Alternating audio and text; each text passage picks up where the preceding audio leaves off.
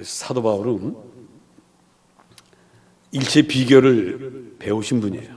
그래서 부자로 사는 법도 아시고요, 또 가난하게 사는 법도 아시고, 형통한 길도 가시면서 교만해지지 않고 어려운 길을 가도 기가 꺾이지 않는 그런 분입니다.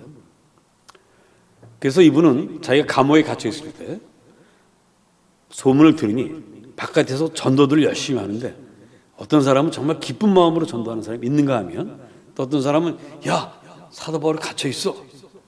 사도 바울이 약간 기가 죽어 있던 사람들이 당신 없어도 우린 복음을 전할 수 있고 사람도 구원할 수 있어. 그래서 열심히 했는데 그 사람들도 전도 열매가 있다는 거예요. 그 소문을 듣고는 바울이 이렇게 말합니다. 선한 뜻으로 복음을 전하나 좋지 않은 뜻으로 복음을 전하나 전파되는 이는 주님이시니 나는 기쁩니다. 이게 바울이에요. 자, 그런데 정말 바울은 기쁘기만 했을까?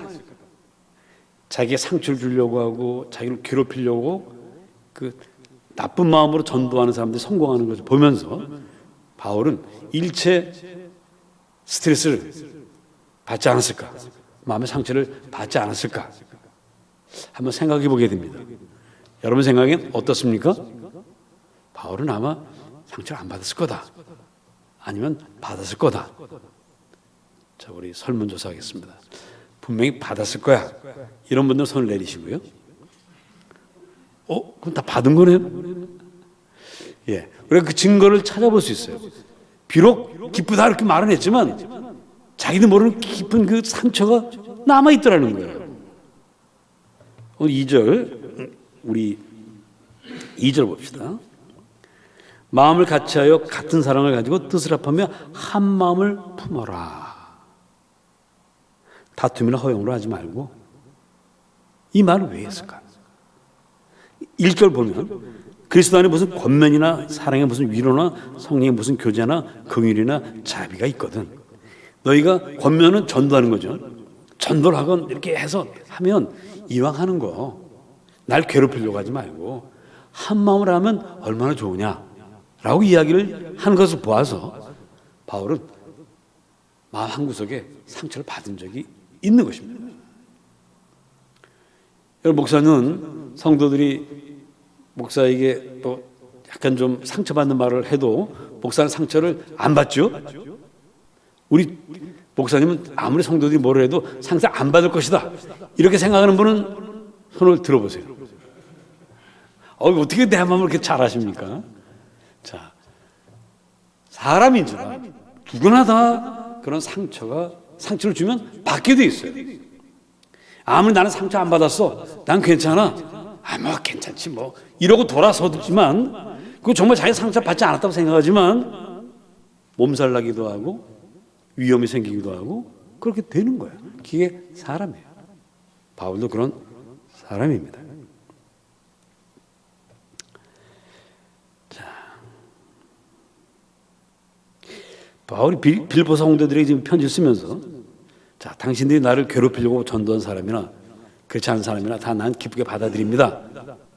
이렇게 이야기를 했지만 오늘 1절과 2절에서 여러분, 이왕이면 권면하고 또 사랑하고 교제하고 이럴 거면 좀 한 마음으로 하시면 안 됩니까?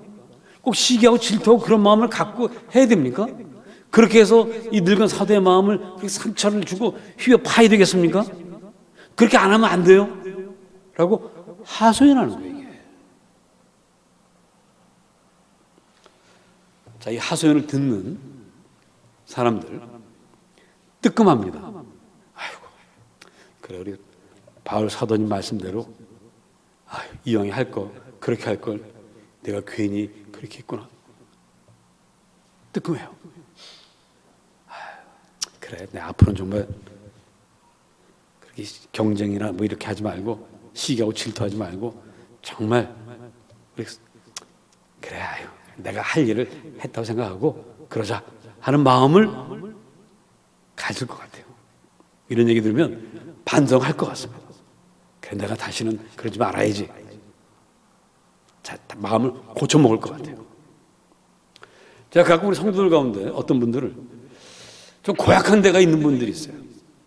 그래서 제가 그런 분들에게 좀 제발 그러지 말아라 하고 이야기를 합니다. 그러면 그래야죠. 근데 그 다음에 보면 또 마찬가지인 경우가 많아요. 그래서 어떤 때는 더 이상 권면이고 뭐고 이제 하고 싶지 않다, 이런 생각이 들 때도 있습니다. 근데 사실 그런 권면을 받는 사람들 본인도 알아요. 본인도 괴로워합니다. 내가 이러면 안 되는데, 내가 정말 고쳐야 되는데 안 고쳐져. 이게 사실 그분들의 또 고민이기도 해요. 내가 정말 이 못된 성질을 어떻게 바꿀 수 있을까? 이게 잘 안 돼요. 여러분, 기적 중에 우리가 성경에 나오는 많은 기적들이 있죠.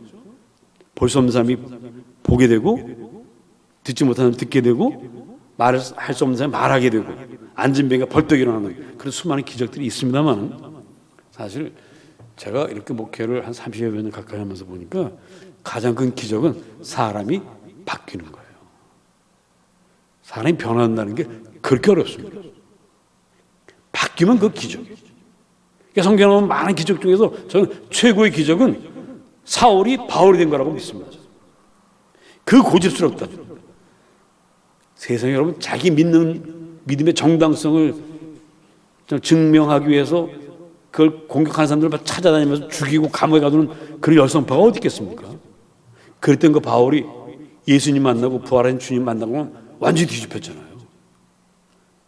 처음에 사울이 나 이제 예수 믿어요. 예수님께서 나한테 이방인을 위한 사도가 되라고 하셨어요. 그 말을 했을 때 기존의 기독교인들이 그 말 믿었어요, 안 믿었어요? 안 믿었어요. 말도 안 돼. 그러나 이제 주님께서 아나니아에게 직접 말씀하시니까 네가 가서 저기 있는 눈이 멀어 있는 사울을 데려다가 좀 양육하고 그래라. 이게 진짜구나 하고 그때서 이제 믿게 됐던 것입니다. 그만큼 사람 변한다는 것은 정말 어렵습니다. 우리 자신을 봐도 그렇잖아요. 여러분 자신이 변합니까? 잘 안 변하더라고요. 저도 제 못된 버릇들이 좀 몇 가지 있는데 아무리 고치려고 해도 어느 순간에 또 다시 또 나타나고 그래요. 자, 그래서 바울은 오늘 바뀔 수 있습니다. 바뀔 수 있는 구체적인 방법을 제가 한번 말씀드려 볼 테니 한번 여러분 잘 들어보세요 라고 빌립보 성도들에게 이야기합니다. 3절 읽어보십니다. 다시 3절 시작.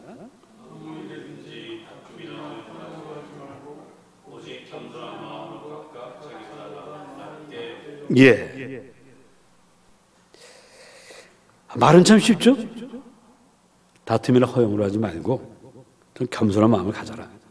그리고 나보다 남을 낮게 여겨라.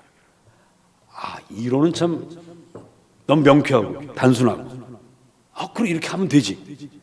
근데 여러분 이 얘기 듣고서 나 이렇게 할 수 있어 이렇게 말하는 사람 있을까요? 말이 쉽지 뭐 되겠습니까? 라는 생각을 분명히 할 것입니다. 자, 이 뜻을 우리가 좀 더 살펴보면 할 수 있겠다는 생각이 들 텐데, 자, 먼저 다툼이나 허용으로 하지 말자. 이 말은 이런 얘기입니다. 그래 이제 다툼이나 허용을 하지 않겠어라고 다짐하라 이런 뜻이 아니에요. 아무리 다짐해봤자 소용없습니다. 제가 지금도 기억하는 게 제가 이제 입사 시험 치를 때 그 면접 시험 보러 들어가는데 면접관을 만나는데요. 떨지 말아야지. 다짐을 수십 번 했는데 막상 그 앞에 가니까 떨리는 거예요. 근데 그 면접관이 영어로 물어보더라고요. 그래서 저도 영어로 대답해 주도록 하겠어요. 영어로 딱 대답했는데 대답하고 나니까 그때부터 좀 마음이 안정이 되고 좀 자신감이 붙더라고요. 그러니까 그 전까지는 아무리 내가 자신감 가져야 떨지 말아야지 해봤자 소용없어요. 부딪히니까 성령께서 하시더라고요. 제가 그때 기도했어요. 주님 너무 떨려요. 떨지 않겠다는데 떨려요. 떨지 않게 해주세요. 그때가 제가 12번째 입사시험 치를 때예요. 정확히 12번인지 13번인지 잘 기억 안 나는데 10번 떨어지고 그때가 참 경기가 안 좋을 때. 그래서 건설회사만 뽑을 때입니다. 79년 아니 81년 그때가 건설회사 넣었는데 다 떨어져. 뭐 이름 내로라 할 만한 그 건설회사 다 했는데 하여튼 몇 번째 딱 쳤는데 얼마나 떨려요. 그러니까 이번에도 내가 떨어지면 내가 정말 갈 데가 없는데 주여 하고 딱 시합 쳤더니 영어로 딱 대답했는데 나도 모르게 영어가 나오는데 살살살살살 막 나오더라고요. 지금이 가는 얘기입니다. 믿거나 말거나. 하여튼 저렇게 했어요. 어쨌든 합격했어요? 불합격했어요? 불합격했으면 얘기 안 하겠죠? 합격을 했습니다. 다짐한다고 되는 일이 아니에요. 이 얘기는 뭐냐면 다투면 허용으로 하지 말자는 얘기는 네가 다툼과 허용이 있다는 사실을 인정하라는 얘기예요. 아무리 인정하기 싫어도 우리 마음에 이게 있습니다. 우리는 끊임없이 경쟁을 해요. 내가 저 사람보다 나야지, 뭐 해야지, 이런 마음을 다 갖고 있어요. 누구나 갖고 있습니다. 이건 모르겠어요. 없는 사람도 있을지 모르지만 내가 아는 사람들은 다 이게 있어요. 그게 다 있습니다. 남을 어떻게 이겨보려고 하는 게 있어요. 물론 여유 있는 사람은 그런 마음 같습니다. 저는 3남매 중에 장남이었어요. 난 동생들을 이겨봐야 되겠다는 생각을 해본 적이 없습니다. 왜? 항상 장남 대접받으니까. 그렇지 않은 사람은 다 이게. 근데 저도 다른 사람과 경쟁할 때는 우리 3남매 중에서 경쟁 안 하지만 다른 사람과 딱 하면 경쟁 상대로 보인다니까요. 우리 마음에 그게 있다는 사실을 인정하는 뜻입니다. 난 그런 거 없어. 난 그런 거 없어. 난 점잖은 사람이야. 난 괜찮은 사람이야. 그러지 말고 있는 그대로 인정하라는 거예요. 내가 다툼과 허용으로 사는 사람이다. 아무리 아닌 척 해봐야 난 그런 사람이다. 이 사실을 인정하십시오. 그러면 내가 죄인이지. 나쁜 놈이지. 내가 뭐 굉장히 뭐 의로운 척하고 괜찮은 사람인 척하고 사람들 앞에 괜찮아 말은 그렇게 하지만 돌아서서는 그렇지 않은 사람이야. 인정하십시오.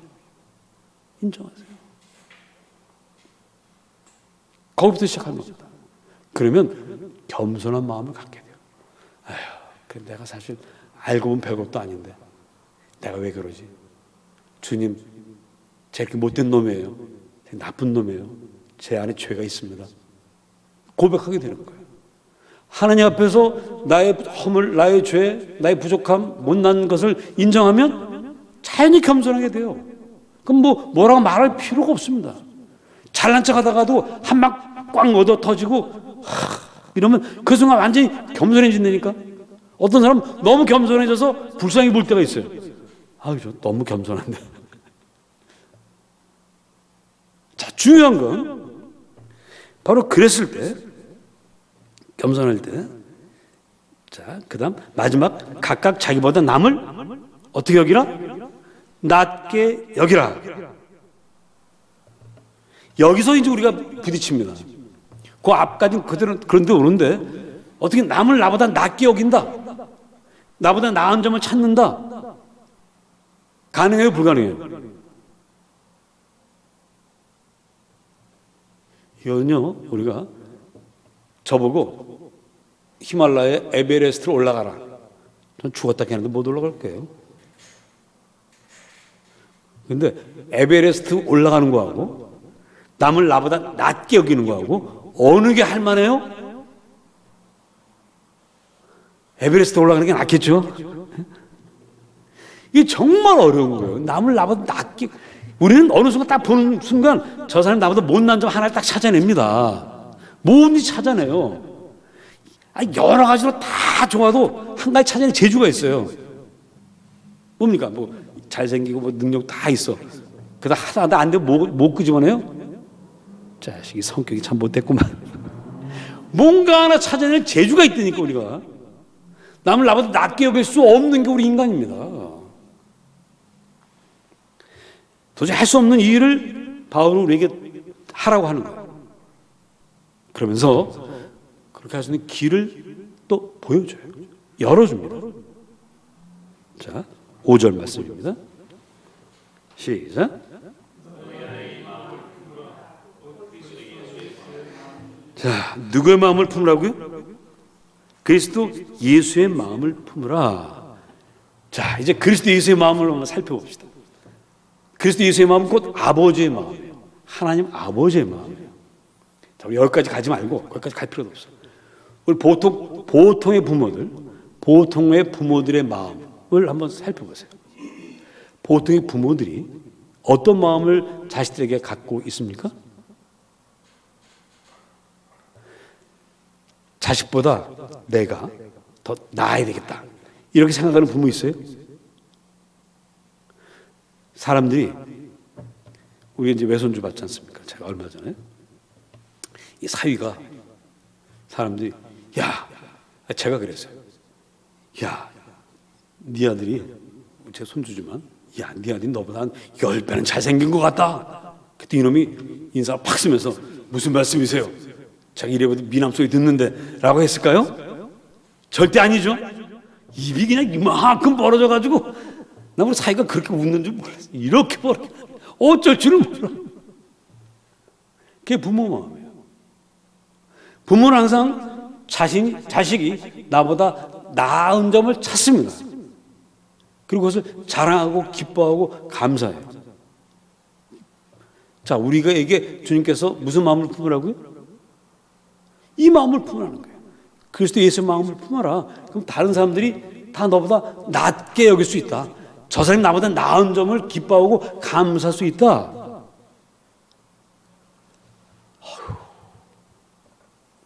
이것도 가능합니까? 이론적으로 맞죠. 근데 우리가 그리스도 예수의 마음을 가질 수 있어요? 여기 비밀이 있습니다. 자, 예수님과 우리를 비교해 봅시다. 비교가 돼야 안 돼요? 자, 일단 능력 면에서 봅시다. 우리가 죽은 사람 살릴 수 있습니까? 감기 환자도 고치기 힘들어요. 감기 환자. 근데 주님은 뭐 어떤 병이든지 다 고치잖아요. 우리가 문제 해결할 수 있습니까? 우리 지금 어떤 문제든지 다 해결하지만, 우리는 내 코가 석자해서 남의 문제는 말할 것도 내 문제도 못 고치는 사람이 우리입니다. 능력 면에서 비교가 안 돼요. 사랑. 우리 주님처럼 사랑하는 마음 우리에게 없습니다. 우리 주님은 제자들의 발도 씻기세요. 우리는 제자들의 발 못 씻깁니다. 못 씻겨요. 할 수가 없어요. 근데 그 마음을 품으라는 거예요.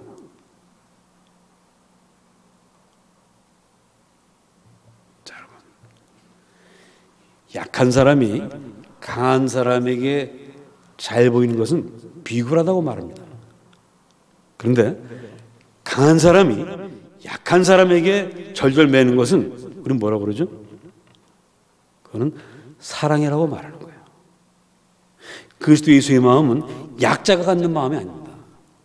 그것은 더 강한 사람. 자, 우리 두 사람 사이에서 질 때 누가 지죠? 더 많이 사랑하는 사람이 집니까? 조금 덜 사랑하는 사람이 집니까? 누가 집니까? 많이 사랑하는 사람이 지게 돼 있어요. 그리스도 예수의 마음은 강자의 마음이에요. 사랑이 많은 사람의 마음이에요. 능력 있는 사람의 마음이에요. 아무나 갖는 마음이 아닙니다. 여러분에게 그리스도 예수의 마음을 가지라는 얘기는 우리가 그리스도 안에 있다는 얘기고, 그리스도 안에 있다는 얘기는 그리스도의 능력이 내게 있다는 겁니다. 물론 나에게는 없지만 우리가 예수의 이름으로 비는 것은 주님께서 다 이루어준다고 말씀하셨습니다. 너희가 내 안에 있고 내가 너희 안에 있으면 너희가 무엇이든지 원하는 대로 구하라. 그럼 내가 이루리라고 말씀하셨습니다. 그 능력을 가지고 있다고 믿으라는 거예요. 그러면 남을 나보다 더 나은 사람으로 여길 수 있다는 것입니다.